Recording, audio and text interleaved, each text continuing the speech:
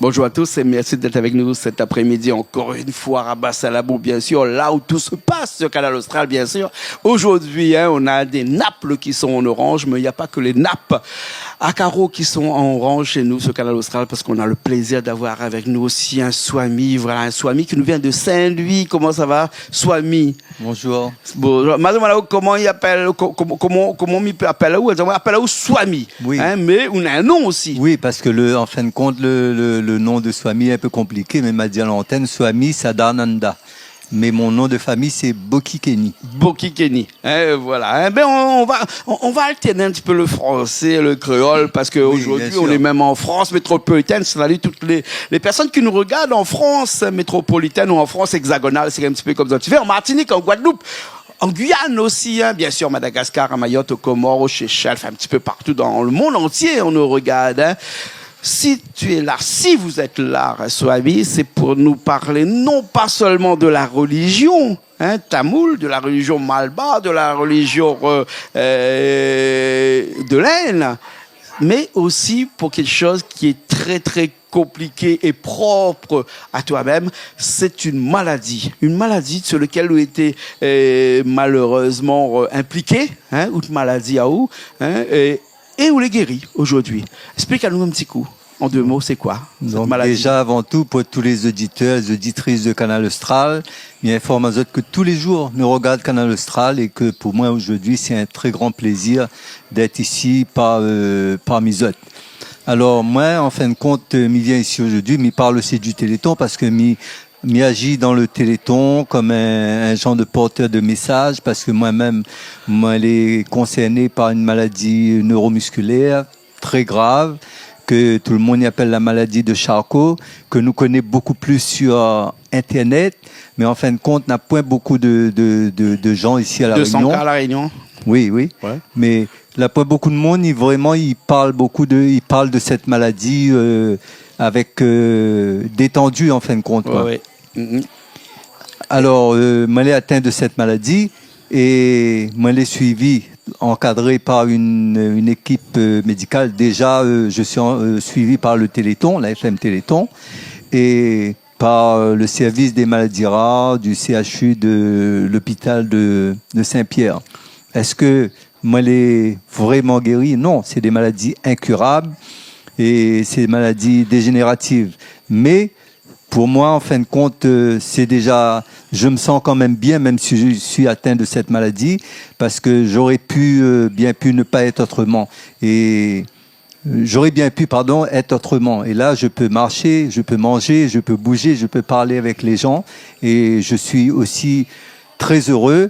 Et c'est grâce donc à l'encadrement médical, mais après il y a aussi autre chose. Bien sûr, on doit arriver à cette autre chose-là. Si vous voulez bien, Swami, c'est que étant malade depuis longtemps, on t'avait prescrit une espérance de vie de 2-3 ans maximum. Aujourd'hui, il y a belle lurette, comme on dirait en bon français, que tu existes encore sur cette terre-là. Et quelque part, tu te dis que c'est la médecine, certes, qui m'a aidé, mais pas que. Il y a aussi autre chose. On peut savoir un petit peu ce que c'est que cette autre chose, là? Oui, ça fait depuis 2022 que je suis atteint de cette pathologie. Et comme elle a été détectée encore avec beaucoup de retard, et l'espérance de vie, lorsqu'on est atteint de ce genre de pathologie, c'est entre 3 ans et 5 ans. Mm-hmm. Alors actuellement, les 5 ans se sont déjà écoulés. J'ai des symptômes, c'est vrai, mais elles auraient pu encore beaucoup évoluer. Et comme Jean-Claude l'a bien dit tout à l'heure là, c'est la médecine l'a fait, mais n'a point que ça. Et même selon les gens, comme je citerai par exemple le chercheur, le généticien François Carteau, que je côtoie tous les jours, qui me soutient, il y a aussi autre chose. Je le reconnais, il y a 50% d'un miracle religieux. Alors, qu'est-ce que la religion? Quel est son miracle? La religion me donne de la force, de la puissance, de la volonté pour pouvoir me battre et permettre que mon moral ne soit pas dévasté par l'annonce de cette maladie. Bien sûr, bien sûr. On va parler de cette morale aussi, qui est quand même intrinsèquement liée à la religion, quand même, hein, à ta religion. Toi, tu es, je ne sais pas s'il faut te dire que tu es tamoul, tu es hindou, parce qu'il paraît qu'il ne faut pas dire qu'on est hindou, parce que hindou est un mot qui relie beaucoup de religions en même temps, hein, qui viennent de l'hindouisme. Hein, tu es d'une religion qui vient de l'Inde, on va dire.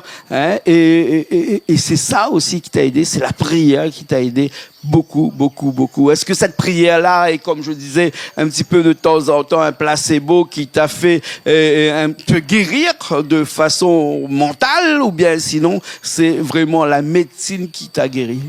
Bon, tout d'abord, je voudrais dire à tout le monde que Jean-Claude, lorsqu'il dit on est hindou, on est tamoul, il a tout à fait raison, parce que un hindou signifie un pratiquant de l'hindouisme. On peut être d'origine tamoul, on peut être créole, on peut être yab, on peut être zorey, mais on peut être aussi hindou parce que c'est la pratique. Et tamoul, ben c'est l'origine du Tamil Nadu, parce que tu viens du Tamil Nadu. Mais l'hindouisme aussi vient de l'Indus, qui est ce fleuve qui a été conquéri en 373 avant Jésus-Christ par un grand conquérant. D'ailleurs, on l'appelait le conquérant. Hein, et c'est lui qui a décidé que toutes les personnes qui habitaient de l'autre côté de l'Indus s'appelleraient des hindous, parce que au départ, on sait bien que c'est pas hindouisme qui était le nom, c'est Sindhu. Oui, hein? Voilà. Sindhu, hein? Voilà. Donc, ça, c'est juste pour l'histoire. Hein? Voilà. Mais de toute façon, tu vois, le fait que tu ne sois peut-être pas habillé comme ça, tu ne sois pas un moine, les gens, ils ne s'orientent pas vers ça. Mais tout ce que tu dis, c'est très important et les gens devraient écouter et comprendre. On n'a pas besoin d'être un swami pour avoir des connaissances sur la culture, la civilisation ou la religion. Ouais. La preuve, c'est que ce que toi tu dis actuellement, ben il y a beaucoup de gens qui ne le savent pas et que on devrait tenir compte de ce que tu dis. Bien sûr. Alors non, plus profondément avec ta religion, parce que moi, c'est que j'ai envie de comprendre, hein, et peut-être de croire ou ne pas croire, parce que j'ai envie aussi quelque part de me faire un petit peu cet avocat du diable. J'ai un avocat là qui vient de tomber là. Hein, c'est un petit avocat qui vient de tomber d'en haut là. Il est peut-être pas du diable ou peut-être d'ailleurs, mais c'est de comprendre vraiment est-ce que le fait d'être religieux te permet de guérir de tes maux? Oui, s'il n'y avait pas la religion, la spiritualité dans ma vie, je pense que je serais très proche de la mort. Et ma maladie m'a donné la possibilité de découvrir, en fin de compte, l'énergie spirituelle que j'ai pu accumuler durant toutes ces années de recherche, de méditation et de prière. Ça s'est révélé aujourd'hui à travers la maladie. J'ai découvert qu'il y avait une force en moi qui me permettait de faire face à cette maladie effroyable. Quoi. On sait qu'une chose, c'est pas qu'on ne sait rien. On sait qu'une chose, c'est que aujourd'hui on peut être quelqu'un de très spiritueux, mais la maladie, lui, il est vicieux. Hein, il arrive quand il en a envie, avec qui. Hein, il cherche pas à savoir qui est là. On peut être président de la République, on peut être un agriculteur dans son champ, ou bien on peut être un swami, un prêtre dans la religion catholique, un imam. Peu importe, quand la maladie arrive, il ne choisit pas. Hein, mais c'est à l'homme, hein, qui est sur cette terre-là, et qui est peut-être swami, qui est peut-être imam, qui est peut-être un agriculteur dans ses champs, et qui doit faire contre cette maladie, qui doit faire face à cette maladie-là. Et pour faire ça, il a tout ce que la terre, tout ce que les astres lui ont donné, hein, c'est sa croyance, c'est sa spiritualité. C'est son engagement vis-à-vis d'un être céleste qu'on peut appeler Dieu, qu'on peut appeler Brahma, Vishnu ou Allah. Hein, c'est vraiment l'appartenance à une religion, l'appartenance à une croyance qui fait que l'on arrive à se guérir de ces maladies-là. En tout cas, peut-être pas guérir, mais en tout cas à se soulager de ces maladies-là. Oui, alors pour moi, lorsque tout le monde me pose des questions, alors je le dis, la religion et la spiritualité, c'est le médicament pour l'esprit. et pour l'âme. C'est pas l'opium du peuple, hein. Il y en a qui ont dit ça. Hein. Ouais. Et par contre, pour nous guérir sur le plan physique, etc., il y a la science, il y a la recherche, il y a la médecine. Ça aussi, c'est la création. Les deux sont indissociables. Bien sûr, c'est la création de Dieu aussi qui a permis que les médecins, que les chercheurs existent. Eh bien, si on croit en ce Dieu universel, ben c'est bien lui, quoi. Ouais. Quelque part, il est plus facile de croire que de ne pas croire. En fin de compte, tous les gens les gens ont seulement des façons différentes de croire et on les qualifie de non-croyants. Mais ces gens qui se disent non-croyants, Athées. ils croient toujours en quelque chose de différent de nous, tout simplement. Ouais. Aucune personne sur cette terre-là ne peut dire je suis, si on emploie ce mot latin, ce mot qui dit athée, qui vient du mot athéisme, hein, qui dit que je ne crois en rien, que à ma propre existence sur cette terre-là est faux, est complètement faux. C'est-à-dire que tout le monde croit à un moment donné à quelque chose qui est du divin. Oui, bien sûr, parce qu'on sait déjà que toutes les choses dans ce monde, il y a beaucoup de choses qui ne dépendent pas de notre volonté ou de notre façon de penser. On est bien logiquement obligé de croire en quelque chose qu'on ne peut pas expliquer. Le mystique pour toi, hein, pour vous, hein, Swami, est vraiment quelque chose de très important. Ben, c'est très important. Aujourd'hui, je ne dirais pas que cette maladie, c'est une bénédiction pour moi, mais s'il n'y avait pas ça, je crois que je n'aurais pas réalisé à quel point la spiritualité sommeillait au fond de mon esprit et de mon cœur. Ben, c'est grâce à ça que j'ai pu découvrir, et c'est pour ça que je ne me sens pas du tout affecté par cette maladie. La maladie t'a fait croire un petit peu plus qu'auparavant ou pareil? Non, pas du tout. C'est-à-dire, je ne dirais pas je suis content, je suis fier d'avoir eu cette maladie, mais au moins elle m'a donné la possibilité de voir, et puis je transmets à tout le monde, hein, c'est que quelle que soit la maladie, il y a toujours un moyen. Le moyen, ça peut être en partie la spiritualité, la foi, mais surtout, ne négligez quand même pas le côté de la recherche, de la médecine. Tous les deux sont très compatibles. Comme on dirait en bon latin, in solidum, les deux sont solidairement liés. Hein, c'est pour ça que la médecine a sa part de responsabilité dans les maladies, tout comme la croyance, la religion aussi, sa part dans sa spiritualité. La croyance est vraiment, d'après vous, Swami, une barrière qui empêche le malade de tomber. Oui, ouais, bien sûr, c'est normal. Et puis tout à l'heure, tu avais dit quelque chose de très important qui m'a marqué. Tu n'as pas encore vu le clip que j'ai fait, pourtant tu as parlé de quelque chose. On le verra tout à l'heure à la fin de l'émission. Et moi, c'est pour ça que je dis, dis-nous les biens, mais demain, nous connaît pas. Ouais. Peut-être la maladie va niquer aussi notre porte. Quel que soit le degré de sainteté, quelle que soit votre religion, quel que soit le Dieu que vous priez, mais du moment qu'on a un corps humain, on a pris naissance à cette terre, on est obligé aussi d'avoir une partie de tout ça dans notre vie. Il faut se préparer à tout ça, tout simplement. Bien sûr, bien sûr. Et toute maladie, tous nos problèmes de la vie, on a besoin d'une solidarité. On a besoin des autres aussi pour se faire aider. Ouais, on disait dans la Bible, parce que moi, je côtoie un petit peu toutes les régions. Dans la Bible dit, elle-toi, le ciel t'aidera. Mais ici, sur cette terre-là, il faut aussi la contribution des autres. Et c'est pour ça qu'on va parler un petit peu de ce téléthon.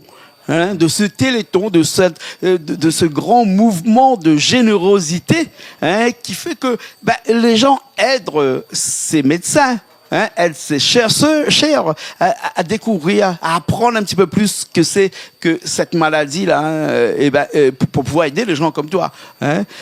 Et ça, c'est vraiment quelque chose qui te porte à cœur, ça, hein, le téléthon. Alors avant, quand j'étais enfant, je voyais tout le temps le téléthon à la télévision, tout ça. Et puis quand les mamans, vous connaissez, ou ils me regardent film western ici là-bas, ils ennuient un peu quand ils passent une émission comme téléthon.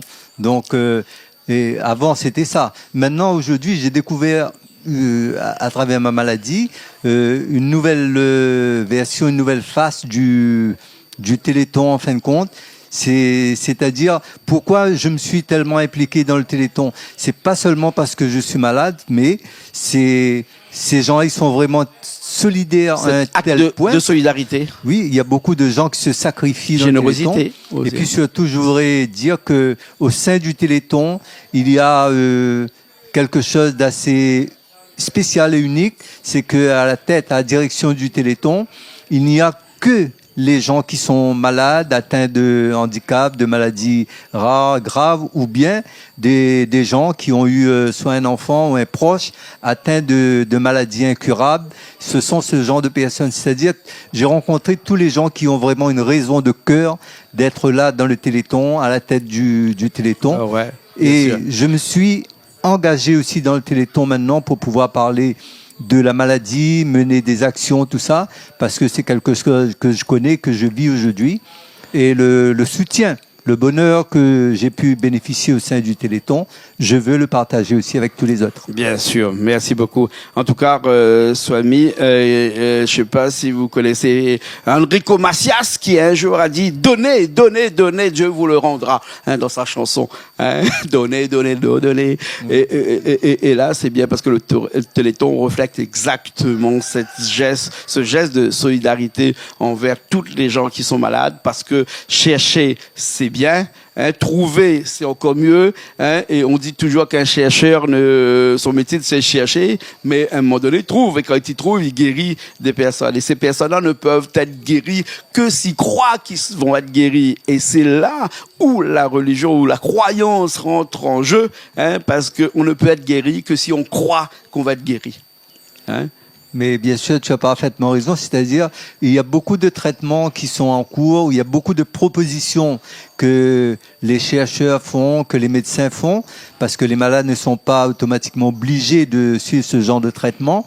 Mais il faut que les gens, et comme tu viens de dire, qu'ils mettent aussi leur confiance dans ces médecins.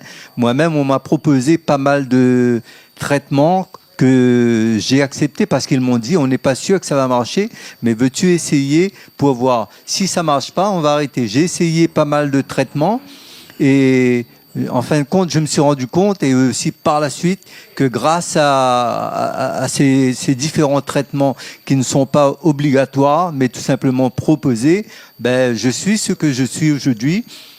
Encore valide et encore bien. Ça ne veut pas dire que ça changera pas demain, mais le plus important, c'est ce que je suis aujourd'hui. Et à force de se battre, ben, on obtient des résultats. Et je suis comme ça aujourd'hui grâce à la recherche, à la médecine et aussi en partie à la religion ou à la spiritualité. Bien sûr, merci beaucoup. Et si tu es là aujourd'hui, c'est parce que tu as cru qu'un jour ou l'autre, il faudrait forcément que tu viennes chez nous aussi sur Canal Austral. Merci beaucoup. Pour moi, c'est un honneur surtout d'être ici à Canal Austral pour parler de la maladie ou du Téléthon. Et puis, je souhaiterais que ne soit pas la dernière fois que je vienne ici aussi, quoi. Bien sûr. Bien sûr, on t'attend avec impatience pour la prochaine fois. Merci. Merci beaucoup. Merci beaucoup. Merci à Richard qui était aussi impatient à la technique et qui nous a écoutés avec toute la sagesse qu'on connaît de Richard. Nous, on se retrouve la semaine prochaine dans une nouvelle émission, mais il y a le Swami qui a encore une petite quelque chose à nous dire peut-être. Oui, hein? surtout, je veux dire que j'ai composé 3 chansons sur le Téléthon. Et Nenaen y appelle Téléthon, la donne à nous l'espoir, où je chante l'espoir que le Téléthon, que la recherche, que les médecins m'ont donné. Et ça, c'est un genre de Maloya. Moi, je suis pas chanteur, mais la chanson, s'il vient vraiment de mon cœur. Après, il y a une autre chanson, il appelle Hommage. C'est pour montrer à toute la population, à tous les gens qui débattent dans la vie de tous les jours, qui soutiennent le Téléthon, que Zonena a toujours une très grande place dans notre cœur. D'accord, merci beaucoup. En tout cas, on finit cette émission-là avec cette première chanson-là qui est une chanson dédiée au Téléthon. D'accord? Merci beaucoup. Nous, on se retrouve la semaine prochaine dans une nouvelle émission. À bientôt. Merci.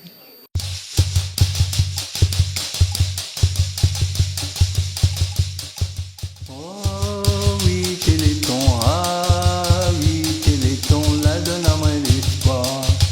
Oh oui, Téléthon, ah oui, Téléthon, la donne à moi l'espoir.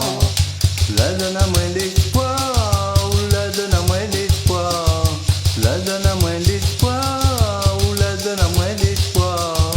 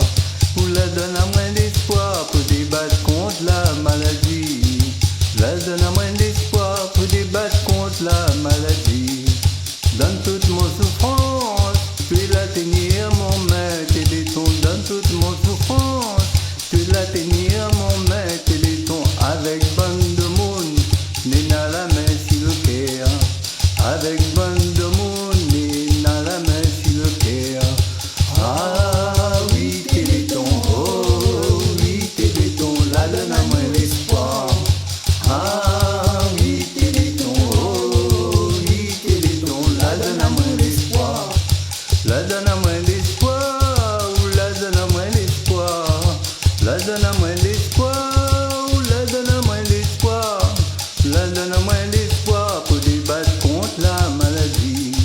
La donne à moi l'espoir pour débattre contre la maladie. Azad bande de monde n'a la main sur le cœur, avec Téléthon, il fait avancer la recette.